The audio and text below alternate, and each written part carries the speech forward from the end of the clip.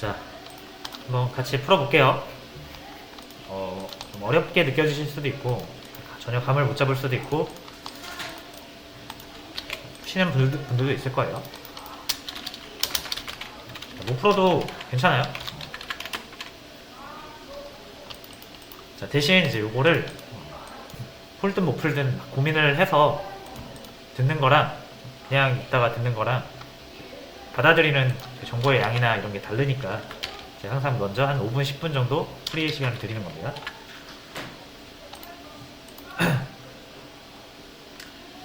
자, 반복문을 하려면 어쨌든 제일 중요한 거는 똑같은 표현으로 만들어야 되거든요. 자, 그러면 일단 첫 번째로 이거를 그냥 출력을 해보는 거예요. 반복문 안 쓰고.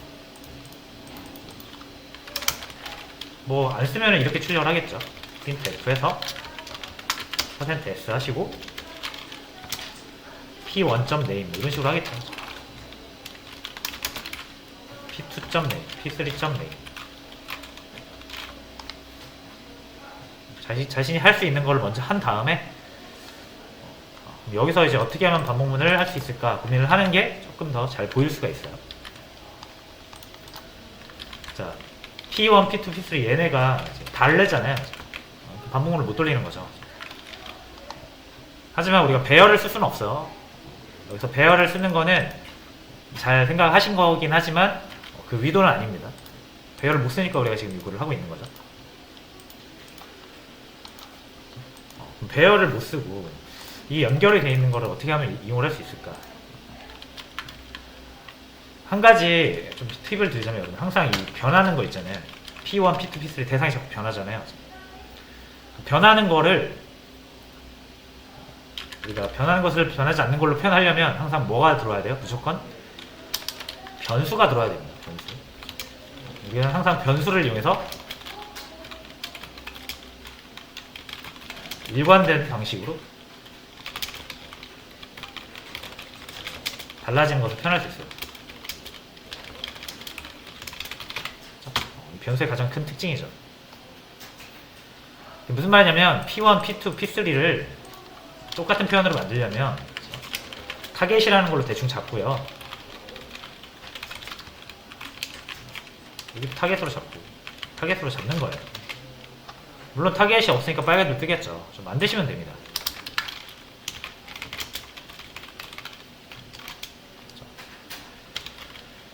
자, 그 다음 처음에 뭐 넣어요? P1 넣으시면 되죠. 이렇게. 타겟은 P1이니까 P1의 이름이 나올 거 아니에요. 그 다음에 타겟에 P2 넣으면 되죠. 이렇게. 타겟에 P3 넣으면 되죠.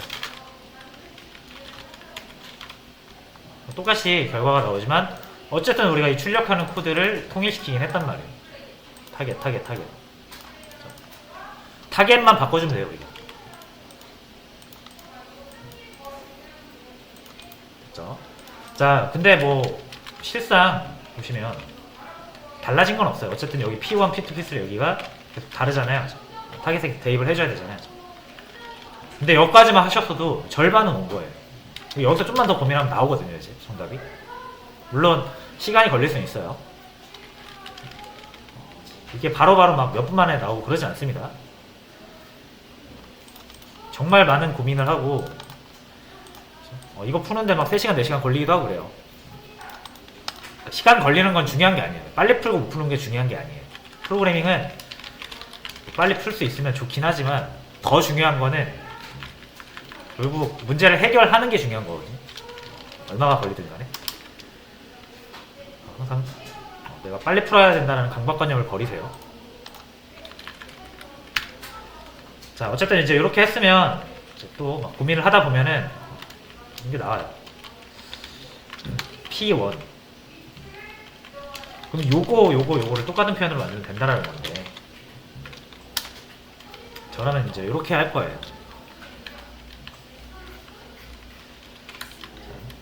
타겟을 P1을 출력을 한 다음에 P2를 타겟에 넣었잖아요. 그렇죠? 자, 근데 여러분 잘 보세요. P2는 뭐죠? P1의 넥스트잖아요. 그렇죠? 물론 넥스트는 이제 주소니까 이거를 그냥 퍼슨으로 받으면 안 되고 이렇게 받아야겠죠. 그러면 얘를 주소로 바꿔서 해도 똑같죠, 그죠? 주소를 가지고 있는 건 원본을 가지고 있는 거와 마찬가지라고 했잖아요. 어차피 찾아가면 되니까. 자, 그럼 타겟을 주소 타입으로 바꾸면 이제 더 이상 점이 아니라 화살표로 이렇게 바뀌어야겠죠.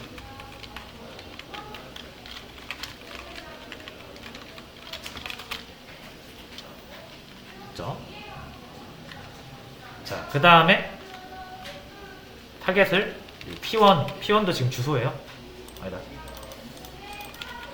이렇게 P1은 타겟이니까 이걸 바꿔도 되겠죠, 이렇게. 자, 요거 이해되시나요? 타겟이 현재 P1이잖아요. 타겟의 넥스트는 뭐가 되는 거예요? P2가 되죠. P2의 주소, 정확히는. 그걸 다시 타겟에 담았어요. 어떻게 돼요? 이때 출력하는 건 P2가 출력이 되겠죠? 자, P3 이렇게 담을 수도 있지만 P3는 사실 P2의 넥스트가 P3잖아요. 왜냐면 우리가 연결해놨으니까. P2의 넥스트. 그러니까 여기서 P2 좀 넥스트 하면 되지만 주소 타입으로 해야 되기 때문에 이렇게 넣어주시면 되는 거죠. 자, 근데 P2가 사실상 타깃이잖아요, 여기서. 이렇게 바꿔주시면 된다는 거예요. 결국은 타겟에 넥스트.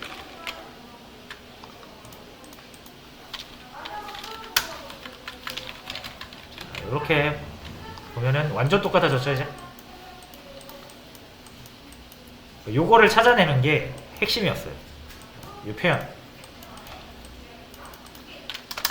이거를 5분 만에 찾아냈다, 10분 만에 찾아냈다, 1시간 만에 찾아냈다. 이거 중요한 게 아닙니다. 5분 만에 찾아냈다고 잘하는 것도 아니고요. 1시간 만에 찾아냈다고 못하는 것도 아니에요.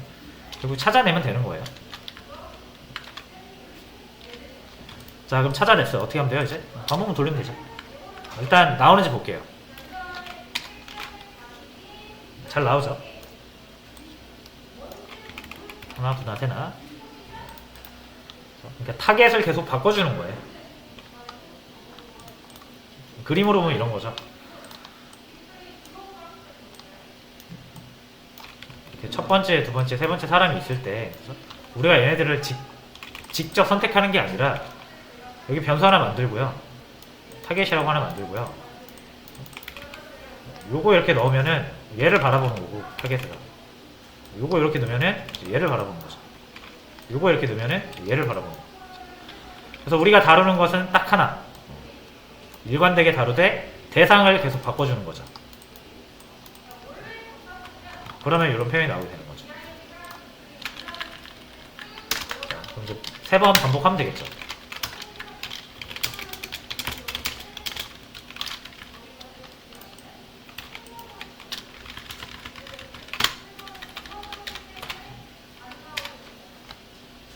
됐죠?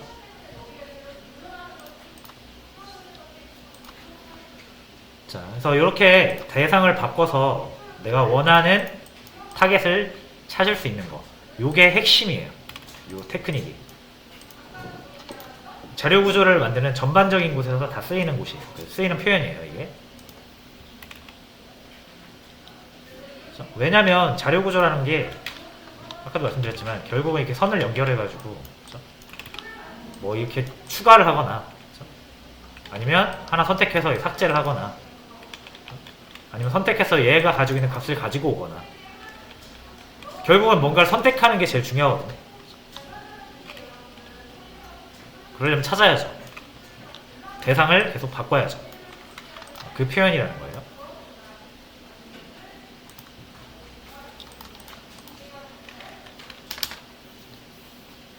됐죠? 자, 그래서 이 표현은 꼭 익혀두시고요.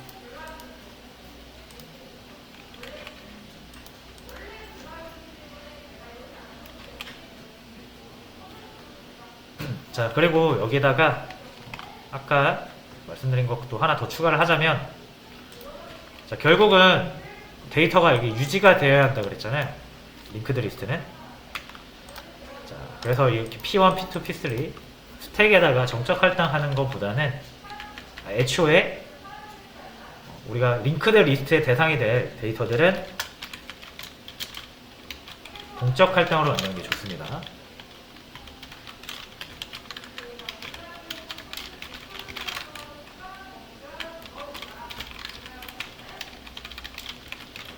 이렇게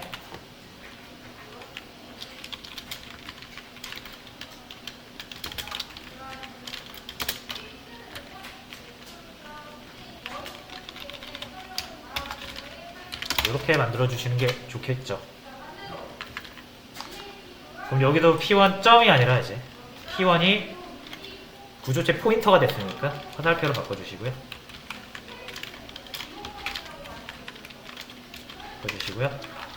P2, P3는 그 자체로 주소값이기 때문에 0%를 붙일 필요는 없습니다.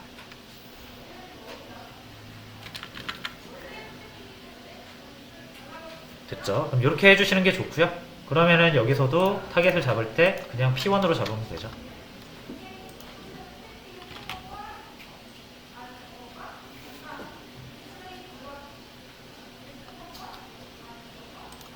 자, 여기 제가 대문자로 해야 되는데 소문자로 했네요. 그럼 여기도 화살표로 바꿔주시고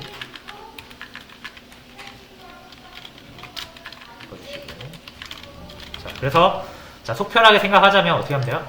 자료 구조를 만들 때는 그냥 무조건 구조체 포인터구나 라고 생각하시면 됩니다. 점 안 쓰고 화살표 이용하는 거 거의 구조체 포인터로 만들어요. 자료 구조는.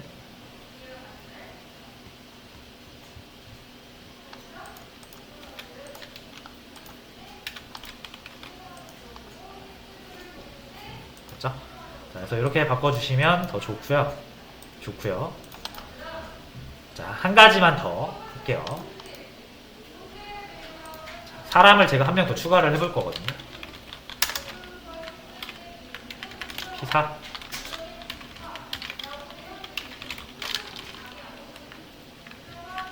자, 그럼 P3 넥스트에다가 한 명 더 추가됐으니까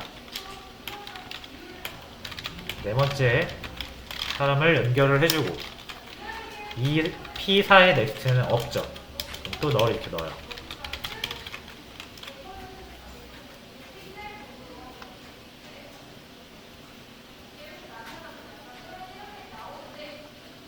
자, 그러면 한 명이 추가됐잖아요. 지금 이렇게 세 명이 있었는데 네 번째 사람이 뒤에 딱 붙는 거죠. 이게. 자, 그럼 하나, 둘나, 세나, 사나 이렇게 나와야 돼요. 자, 근데 당연히 출력하면 안 나오겠죠. 자, 왜? 여기 3명이라고 3이라고 해놨잖아요. 4로 바꿔야 나오겠죠. 그죠? 자, 그러면 여기가 추가될 때마다 얘가 계속 바뀌어야 된다는 거거든요.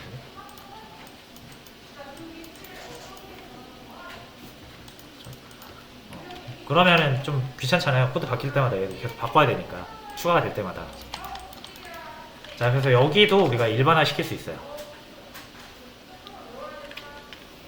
그렇죠? 자, 개수를 이렇게 추가하면은 사실상 개수가 몇 개인지는 정해지지 않습니다. 그렇죠? 자, 정해지지 않기 때문에 뭐 변수로 생각을 뭐 또 해볼 수도 있겠지만 어쨌든 변수도 결국은 이걸 세야 되거든요. 근데 계속 추가되거나 삭제되는 것을 일일이 셀 수가 없잖아요. 그렇죠? 뭐 셀 수는 있지만 비효율적이죠. 자, 근데 우리가 뭘 알고 있냐면 우리가 문자열에서도 알 수 있듯이 끝을 알면 길이를 알 필요는 없어요. 맞죠? 문자열 같은 경우 무조건 널로 끝나기 때문에 우리가 문자열은 배열에다가 길이 안 넘겨도 되죠. 함수에다가 넘길 때 널 나올 때까지 읽어라 하면 되잖아요. 지금 보시면은 똑같지 않습니까? 널이라는 게 나오죠, 여기서. 그래서 링크드 리스트도 끝이 어딘지 알 수 있어요. 몇 개인지는 모르지만 끝은 알 수 있어요. 어떻게? 널이 나오면 끝이에요. 넥스트가 널이다? 다음 사람 없다는 얘기 아니에요. 끝이죠. 그럼 어떻게 해라? 길이를 알 수 없으면 그냥 지워버리세요. 문자 할 때도 그랬죠? 이러면 무한반복 하잖아요. 근데 이게 무한반복 시키면 당연히 에러가 납니다. 이제 이상한 주소 계속 참조를 할 테니까. 그래서 어떻게 여기다 이것만 추가시키면 돼요. 타겟이 널이면 그만 나와라.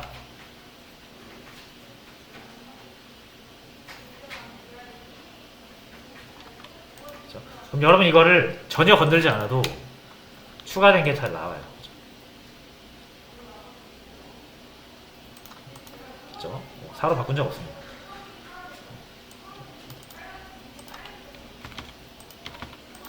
다시 P3만 넣었던 걸로 원복을 시키면 여기만 바꿔도 여기는 안 건드려도 그냥 3명만 나온다 이거예요.